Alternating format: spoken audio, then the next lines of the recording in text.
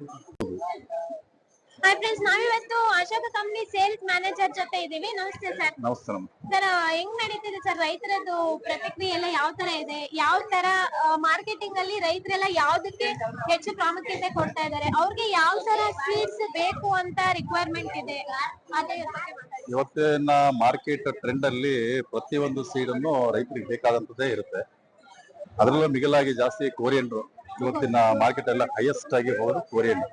30 ದಿನದ variety ಕೋರಿಯಂಡ್ರು, 30 days variety AP5 ಅಂತೇಳಿ ಆ ವೆರೈಟಿ ಕೋರಿಯಂಡ್ರು ಜಾಸ್ತಿ ಹೋಗ್ತಾ ಇದೆ.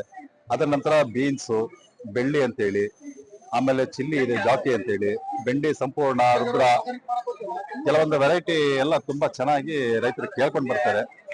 ನಮ್ಮ ಅಶೋಕ ಕಂಪನಿ ಇವತ್ತು ಹೆಚ್ಚು ಕಡಿಮೆ ಅಂತ ಹೇಳಿದ್ರೆ 35 ವರ್ಷ ಆಯ್ತು. ಅಶೋಕ ಕಂಪನಿ ಬಂದು 35 ವರ್ಷ ಆಯ್ತು. ಈ 35 ವರ್ಷದಲ್ಲೂ ಕೂಡ ರೈತರ ಏಳಿಗೆ